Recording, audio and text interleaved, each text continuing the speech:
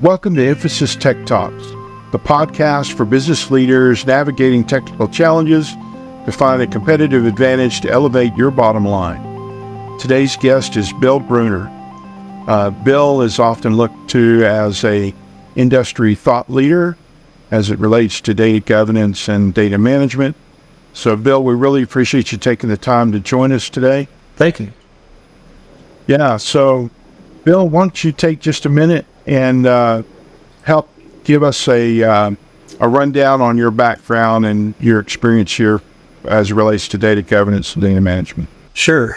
Well, I've spent over 40 years in IT and the last about 15 in data management, data governance as a consultant, working in multiple industries for multiple large clients, helping initiate some form of data governance, data management aspect within their business. Mm-hmm. And and I know some of those have been some of the larger organizations in the country. So again, we appreciate you taking the time. Hey, can you give us a brief overview of what data governance and data management entails and why that's critical to a data-driven landscape? Okay, well, it entails more and more probably every day. Basically, data governance does, I would say, is an umbrella over data management. Data management is an aspect of and a necessary part of data governance. Even before data governance was around, however, data management was there. We always did something with it, but it wasn't always quite as organized or purpose-driven as it has become. Along with data management, there's data quality, there's data accessibility, master data management, there's data privacy and data security. There's several different aspects that drive all about the different portions of that data. Every company is a little bit different, and data governance is going to look a little different to every one of them. Some of them may get into data governance purely for the data quality aspect, but then some other ones that already have a lot of process around their handling of data may get in it just for the data privacy and data security aspect of it. So it's been around for a while, but not as formal, I guess, as it has been over the last decade and a half, probably. It's been rising mainly due to the volume of data necessary for business operations in the modern digital era. There's just more data, how the business uses that, how they handle their needs of using the data, moving the data, getting access to the data in an operational sense, especially in some of the larger companies or maybe some of the more intricate companies. I know I've worked in oil and gas, and 10 different departments touch the data about a well. And the different needs of the different departments and coordinating those together has become a large need in the oil and gas business with the amount of data that they're bringing in. And then as we move more into data analysis and data sciences, especially in the area of artificial intelligence, then it's even expanded more. I did have one client that had a large data analytics group creating spreadsheets, creating reports, and a large number of dashboards before they realized that the data that they were using to create these wasn't really very good data. And they had a problem with everything that they were creating and the users being able to trust that. And so we came in and created a data governance to be able to support that so they would have good outcomes of all their efforts instead of bad outcomes based on bad data. Bill, yeah. So you mentioned that about finding out that the data wasn't what they were expecting. That's a very painful discovery, right? When you discover that, what your the data is not what you thought it was, and you've been making decisions on that. At least I found quite often that can be a very painful discovery. Yes, it can. I think in this one case, however, as soon as they started presenting some of these outcomes to the users said, that's not right. They knew it wasn't right. They'd been in the business, in the industry long enough, they could tell something was not right about it, and they were able to catch that. However, a lot of these were going into measures that were being reported up to the board level.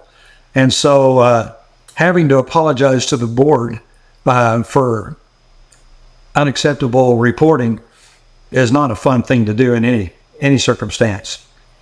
And then also, as our technological environment is advanced, the need to make data accessible to other groups, and while escalating the need for data security, is pushing the need for data governance even more. Back in 20, 30, 10, even 15 years ago, data security wasn't as big as an issue, just simply because we didn't have as many people trying to encroach upon our data and steal it and hijack it, take it hostage. So it's become an even more larger need and even more important part of data governance. Yeah, that's an aspect a lot of organizations, if they haven't already established a good data governance practice, I think that they miss about data governance as a whole security aspect of it. And that's important to be able to identify the data assets that could potentially, cause some security concerns, especially if it was released to the public, right? I mean, outside of everybody thinks about credit card information, which of course is very important, but other information, depending on the area. So if you're dealing with healthcare information, just the PII data, people's addresses and those sorts of things are also very sensitive, and you don't want that information getting out to the public. That's true. Yeah. So when you think about putting together a data governance framework, what are kind of some of the key elements that you look for and try to help get established when you're working with an organization? Well, like I said, data governance doesn't look the same to every organization. So the first thing is to define what it is the organization needs. Part of that is what they know they need. They obviously, before they get started, know they have a need in data quality, or they have a need in data security, and they need that. But then also to be able to talk with the business and IT to find out things that may not have been escalated yet, issues that they didn't know were issues yet, to do some sort of review or survey of what the needs might be. I think that's important that you gather that first. Sometimes people start off on a trip without knowing exactly where they're going. And I think it's important that you do some sort of survey and make sure you know where it is you're going to try to get to in this travel that you're going to be making here. And so I think one of the key things is defining what that data governance is going to be for them, and how you're going to approach that, and what their needs specifically are. Glad you brought that up, because, that's one of the reasons we started this podcast, was to provide this kind of information. So to those that are listening, make sure you follow the podcast and follow Bill, so that you can stay up to date with this information, because these are the kind of things that you don't necessarily hear a lot of groups talking about. And so we're happy that Bill's here and bringing this information to us. I do believe that building a roadmap is important. And obviously in a roadmap, there are some key things that you're going to, nail down. But there are also going to be some things that you think are potentially or probably going to need to be on the roadmap in the future. And those should be on the roadmap. You can always change the roadmap 2 years from now or 3 years from now. But a strategic vision of data governance is pretty important in getting the foundation laid correctly. Generally after one of the first things you do at any data governance effort, the first thing you're going to do is identify the data elements, the ones that are important, the ones that are necessary to the aspects that you're going to do. If it's data quality, then you're going to say which ones are we most important in are most important to us in our operations and in our analytics, or maybe it's the ones that we think need the most help right now. One of the things that's been said before, when people get into this, they see how large it can be, how many data elements there might need to be worked with, and they say, how do we do something this big? And I always say, how do you eat an elephant? One bite at a time.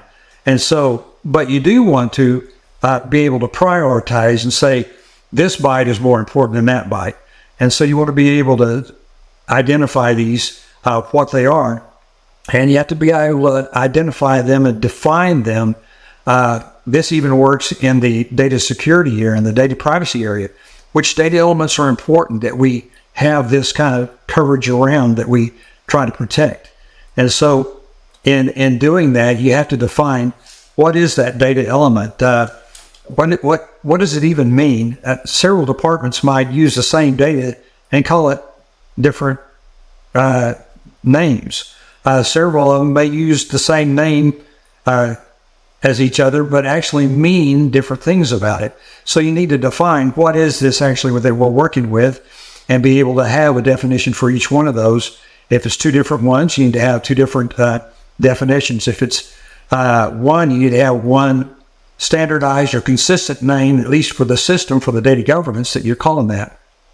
Not saying you have to change it in each of your applications. So I know you're heavily involved with PPDM, and I know years ago they went through an effort trying to define a well, right? So that's a data management group for the petroleum industry, and the other one that I've seen to be a little bit tricky is customer, and what happens when a customer is also a vendor, and so on and so forth. So defining those definitions can really drive your data journeys, the way I would put it. It's really important to make sure everybody knows what those labels mean. Well, it is important because later on you're going to try to match those up. If you do data quality in one department, you want to do that same data quality, that same element in another department. And if you don't have any way of matching them up or knowing that they're the same or not the same, it could be hazardous. Or you could be changing data that shouldn't be changed. An example is first production date. Well, for one department, that could mean the first time that gas spewed out of the well when we were drilling. For another department, it could be the first date that we actually shipped gas or oil down a pipeline. For another one, it could be the first time we actually received a check, actually on production. So you have to make sure that you're meaning the same thing between those departments as you move, and that they are the same thing. So definition is very important, and also who uses it, who shares it, who uses it first, where does it come from? Does someone in this department key it in, and then someone from this department get it from a different source and key it in again? And that comes into the data management aspect of it. How can we not have multiple people entering this data in? Number one, it's not efficient, and number two, it tends to create more of a problem with data quality when you have multiple people touching it and touching it and touching it and touching it. So how do we move it from one place to another to another? Some smaller companies, they'll have one ERP that everything's in one place. But that's not typical of most corporations today, and they'll have specific applications that deal with departmental needs, and how do I move data and match data between those systems. And so it becomes important to do that. And then when you get into security, who really should have access to this? Security is not just an external issue. Security now, with the rules and with HIPAA and things like that, it's an internal one also. It's a need-to-know basis. And so who actually needs to see this and who doesn't need to see it? Who needs to be able to change it and who doesn't need to be able to change it? And so defining the data, helps you define the audiences and the non-audiences, and helps you accomplish what you need to in the data governance around those elements there too. Right. So that data quality aspect and the proper definitions around that data, I mean, that's going to affect the decision making that the business is trying to make. So the leadership of your business needs to know that they've got good quality data coming at them, and that the business as a whole is on the same page about what that data is and how to operate on that data. So what steps can an organization take to maintain good, high data quality standards? Well, first they have to establish them. But as they establish them and as they continue it, it's very important that it be open to people to see where the data is coming from, any data quality that's been run on that any changes that have been made to it, where they were made, where it came from, when that happened. So it needs to be an open process so that anyone that's using that data down the line can see where it came from, and you can develop trust in the data and the data quality. Generally, you try to put up some sort of dashboards to say, here's what the data quality on this particular attribute or these group of attributes are, and where they came from, who's responsible for them. If I have a question about them, who do I call? That type of aspect of it. So it has to be very open and viewable to the whole organization that's going to be using it, because you're trying to develop a trust in your data quality. Obviously, first you have to develop that data quality, but if you establish it, let's say you run a data quality test and you show that this is 50% accuracy or whatever on your data quality, but then you start working on it and that rises from 50 to 60 to 70 to 90, they can see where it's come. When there's some number that can't be met or that they're not sure about, they know that you're working on those. That gives a lot more trust that, hey, we're actually doing that. You can actually go and look, what are we testing this for? What defines what good data is, what bad data is, and that type of thing. That measurement of data quality, so we've spent a lot of effort on that. And what we found is that also helps lend credibility to the whole data governance practice too, right? So, because as you said, if you see that the data quality measure for a particular data element's at 50%, but then through the data governance effort that grows, that increases to where it's 70, 80, 90% quality, then you're showing that your whole data governance practice is now working. So that's that kind of that's one of the KPI kind of measurements you can use if you have a regular cadence around measuring that data quality. Right. It's important that people know that you're accomplishing something. You're not just, especially the people that are working on the front end of it, the people that are doing the hard work of fixing data, of defining data.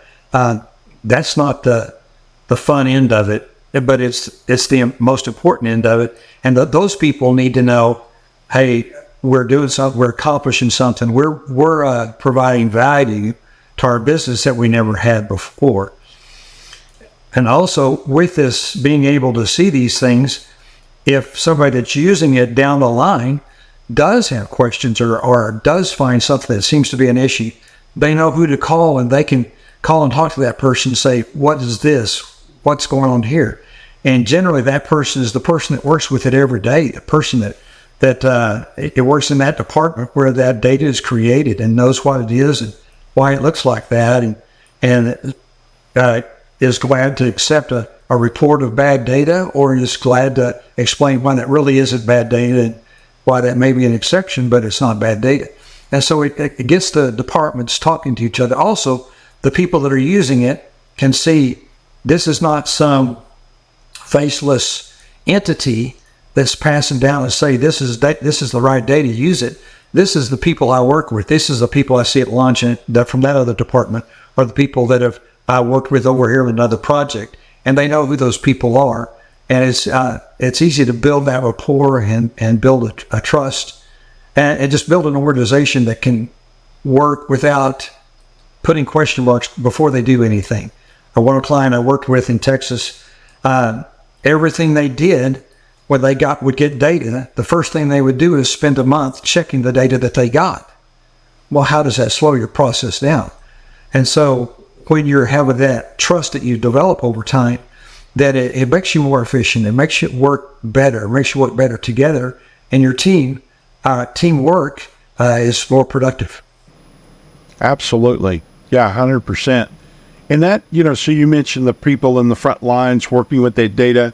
So it makes me think about the data stewards and the data owners, especially in the context of data governance. How do those roles contribute to the effectiveness of the data management? Oh, they're essential. They're the ones that help go through the definitions. They're the ones that define the rules of this data and this attribute has to be after that data, that attribute over there. They're the ones that know the data. They're the ones that know what it looks like when it's right. They're the ones that know what it looks like when it's wrong. They're the ones that work with it and have probably worked with it over the last 10, 15, 20, 30 years. So they know what that data is, what it represents, what it should be, when it looks wrong. And they're terribly important. In fact, let's just back up just a second. In the data governance organization, let's call it an organization loosely, but in that effort, that project organization, a project team, IT is a partner in it, but also all the other departments are too. And IT definitely has very important responsibilities, especially in the securing it, and especially in providing the tools that move the data, the tools that help check the data. They help provide the tools, but actually making sure you have good data in the right place at the right time, that's the users, that's the business users. And they're the ones that know what it's supposed to be and where it's supposed to be. They're the ones that know when they need it. They're the ones that know where they're getting it from. They're the ones that know if it's missing. And they're the ones that know what their current processes are. A lot of times in some of these companies, there are a lot of manual processes that move data from one department to another or from one step to another within the process. And they're the ones that know where that breaks down. They're the ones that know the challenges that are created by that. And so data governance is actually more their responsibility than it is the IT group and their responsibility. So the IT group certainly is necessary to support it and do everything to help it. But the users are the ones that need to be there, that define it and help it move along the right direction, define what's important, what attributes are important, which ones aren't that big a deal, stuff like that. Right. Yeah. Yeah, absolutely critical. I couldn't agree more.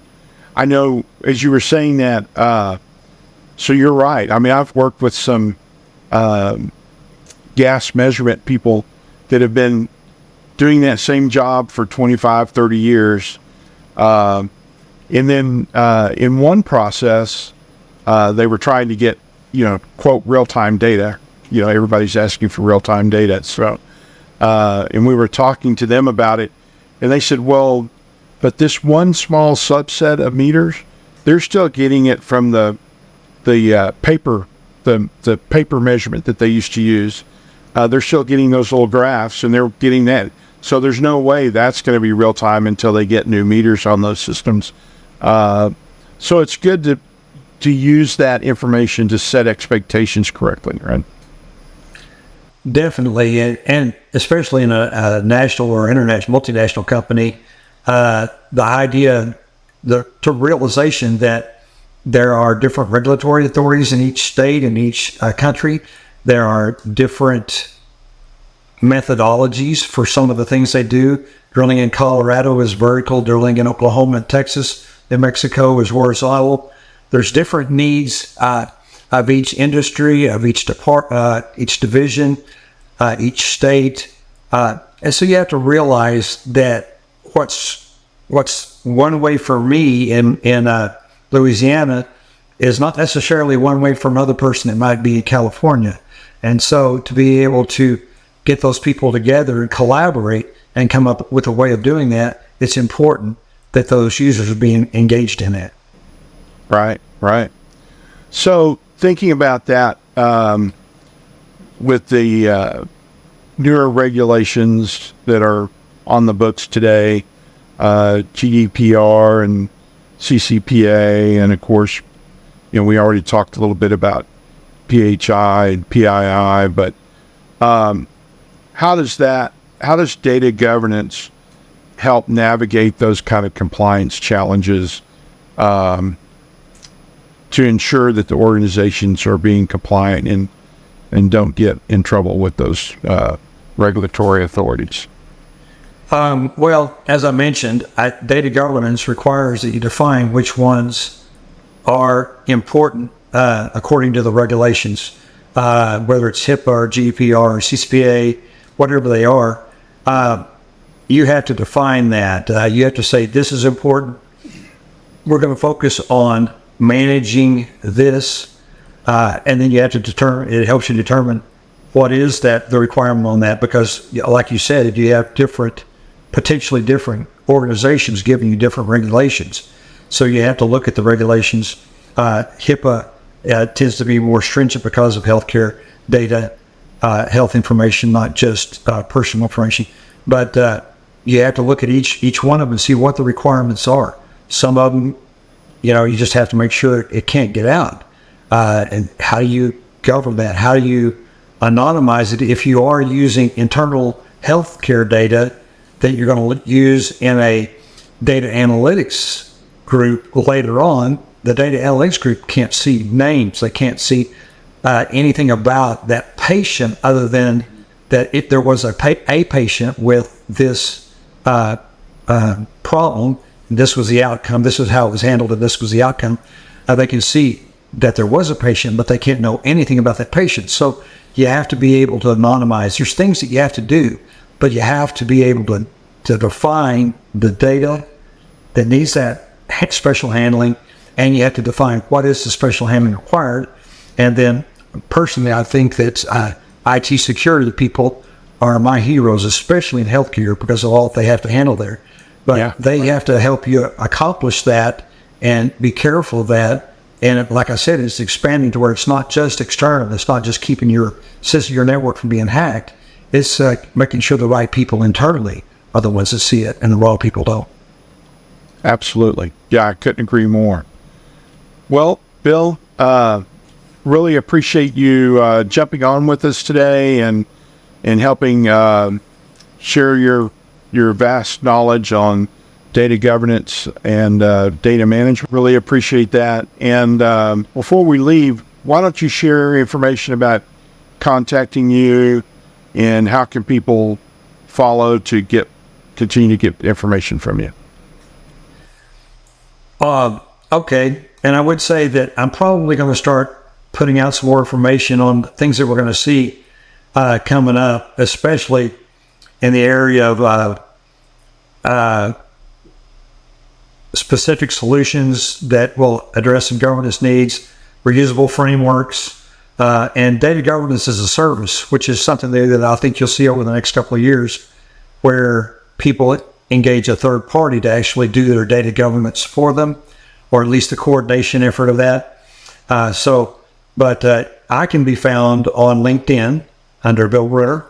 And if they need to contact me beyond that, then certainly they can contact me through you and your company. Yeah, so thanks again, Bill. Appreciate you being on. Always appreciate your help.